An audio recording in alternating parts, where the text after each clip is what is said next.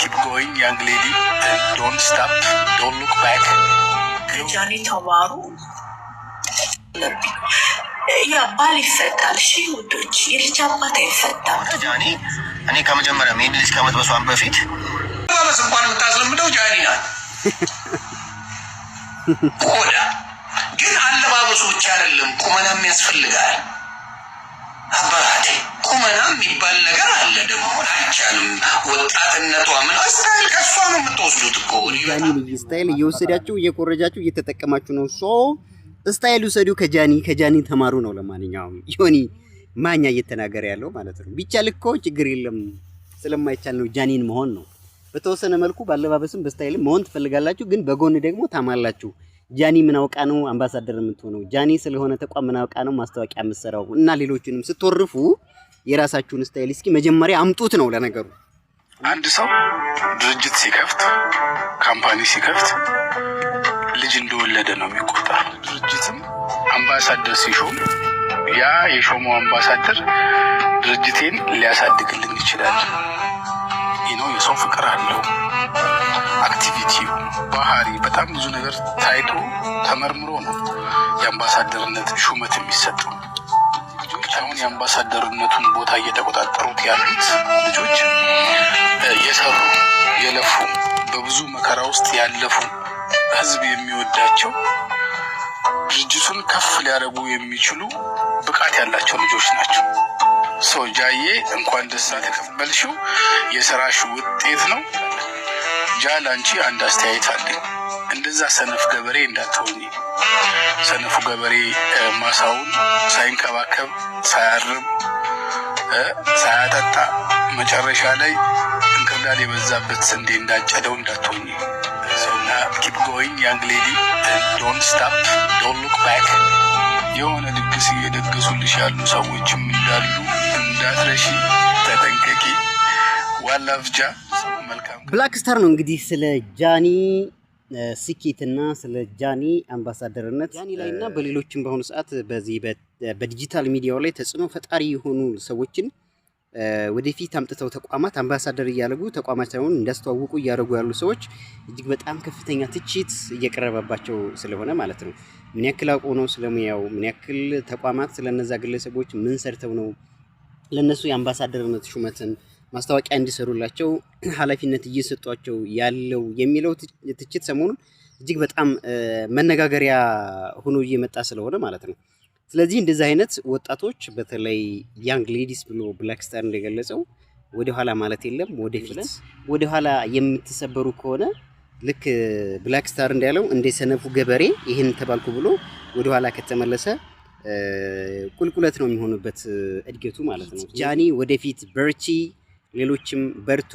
ይሄ ዘመን ከዲጂታል ፕላትፎርሙ ጋር ታግሎ በአሁኑ ሰዓት ያለው ወጣት ራሱን የሚቀይርበት የሚያሸንፍበት ነው እንጂ ግለሰቦችን ለመጣል የሚደረግ ግብግብ የትም አያደርስም። ስለዚህ ወደፊት ብቻ ቀጥሉ ማለት እንፈልጋለን። ብላክ ስታር ይመችህ አባቴ። ለማንኛውም ጃኒ ይመችሽ። ቲክታክን በሉት፣ ፌስቡክን በሉት፣ ኢንስታግራምን በሉት፣ ዩቲዩብን በሉት የሌላ ሀገር ዜጋ ነጮች የሰሩት ነው። እኛ እንደ ኢትዮጵያ ምንም ያበረከትነው ነገር የለም ለዓለም። እነዚህ ነጮች ራሳቸው ሰርተው እንድንጠቀምበት የሰጡንን ራሱ በስነ ስርዓት መጠቀም አልቻለም። አብዛኞቻችን ምቀኝነት፣ ተንኮለኝነት፣ ሸረኝነት በውስጣችን ስላለ ማለት ነው። ፕላትፎርም ላይ ወይም ደግሞ አፕሊኬሽን ማበልጸግ ላይ እጅግ በጣም የለንበትም። እንዴት ተባለው ማለት ነው። መስራት የምንችልባቸው እና ዩቲዩብ እና ኢንስታግራም፣ ፌስቡክ፣ አሁን ቲክቶክ እነዚህ ፕላትፎርሞች ላይ የሚሰሩ ስኬታማ የሆኑ ኢትዮጵያውያን ሆኑ አለውቀታቸው ገለመኔ እየተባለ ደግሞ ሴራ ሌላ ሰው ባበለጸገው የዓለም አቀፍ ኢኮኖሚ ለምን አግኝተው ስኬታማ ሆኑ ተብሎ የሚሸረበው ሴራ እጅግ በጣም ኢትዮጵያውያን ተንኮለኛ መሆናችንን የሚያሳይ ነው። ተንኮል ይሄ ምንም ሌላ ልንለው አንችልም። ተንኮል ጃኒ ተማሩ ያ ባል ይፈታል። እሺ ውዶች፣ የልጅ አባት አይፈታም። ቶሎ እንዳትወዱ። እንደ አዶናይ ክንፍ ራሷ አውጥቼ ልብረር ያለ ወንድ እንኳን ቢሆን ላይሆን ይችላል። ስለዚህ ተጠንቅቀሽ ካልወለድሽ አልወለደች የታባቱ ታውቀዋለች። He's her past. ሴቶችን መምከርሽ ስህተት ነው። አትቸኩይ፣ አትውለጂ ምናምን እንዴ! እንዴት ነው እንደዚህ አይነት ፍትህ ሊመጣ የሚችለው? የሴት ልጅ እድሜ እኮ 30 ካለፈ እናቴ ሞኖፓውዝ የሚባል ነገር አለ እኮ። ወንድ ልጅ 80 ዓመት ቢሆነውም ከፈለገው ቦታ ከፈለገው ሴት ሊወልድ ይችላል። ሴት ግን 30 ካለፋት አለቀ። በተጠንቀቅ ነው ያለችው። ቢጫ በረባት ማለት ነው። 40 ከገባች ቀዩ ይበራል ማለት ነው። ጃኒ ስታድ ነው የምትመስለኝ። አሩን አሜሪካ ስታድ የምታውቁ ከሆነ ጃኒ እኔ ከመጀመሪያ ሜድ ልጅ ከመጥበሷን በፊት ሺ ሉክ ላይክ ስታድ ሺ ላይክ እንደ ወንድ አክት ታደርጋለች። ብዙ ጊዜ እዚህ ሀገር እንደዛ የሚያደርጉት ስታዶች ናቸው። በእውነት ነው ምን ያቀ ነው የምነግራችሁ። እግዚአብሔር ሺ ሉክ ላይክ ስታድ ሲያቡ እንደ ወንድ ነው። ሱሪ አለባበሷ ሻውስ ዶሬሽ ላይክ ስታስ ወስተር ጆን አሜሪካ እና ወሻክ ትልሽ ፖስም ሲጋውት በጌሙስ ምንድነው እያወራ ያለው ጋይስ ጋር እንዴ? ስታዲ ምንድነው ስታዲ? እኔ ደጋግሜ ሰማሁት እኮ ስታዲ ምንድነው ብዬ ማለት ነውና ምናልባት ጃኒ እንደ ወንድ አክት ታደርጋለች ከሆነ በቀላሉ መናገር ይቻላል። ይሄ ልጅ ከመጥፋቷ በፊት እንደ አሜሪካ ስታዲዎች ነው አክት የምታደርገው። what do you mean my friend? እንዴ ማናቀው ነገርማ እዚህ ጋር እየቀላቀላችሁ አታምጡት እንጂ። ኦፍ ኮርስ አንዳንድ ሴቶች ባለባበሳቸው ወንድ የሚመስሉ ደግሞ ወንድ ሆነው ሴታ ሴት የሚመስሉ ወንዶች አሉ ደግሞ።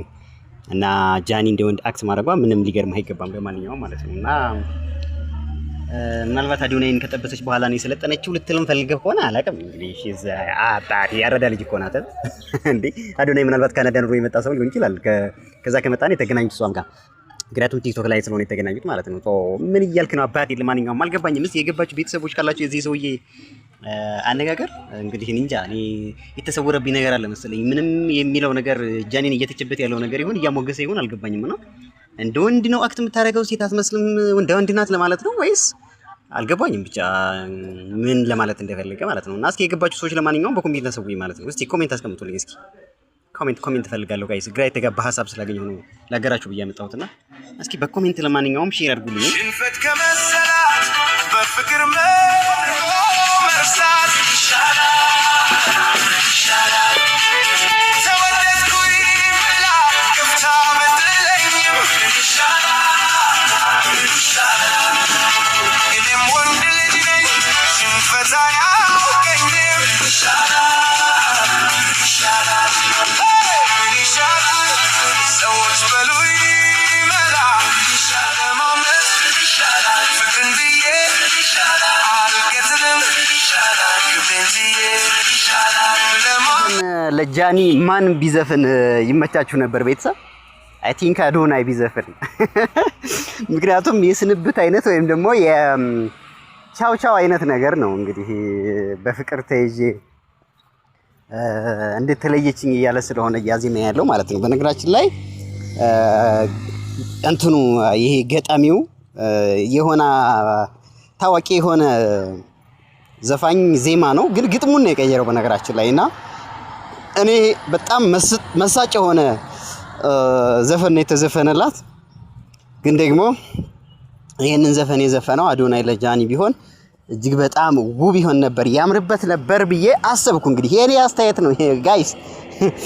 እናንተ እንዴት አገኛችሁት? ለማንኛውም እስኪ አዳምጡት፣ ከዛ ሐሳባችሁን እስኪ አጋሩኝ ማለት ነው። ምክንያቱም የኔን እይታ ብቻ እናንተ ላይ መጫን አልፈልግም። የእናንተም እይታ የእናንተም ኮሜንት ሼር መደረግ ስላለበት ማለት ነው። እስኪ በተወሰነ መልኩ የተወሰነውን ፓርት ላሰማችሁና እንመለሳለን።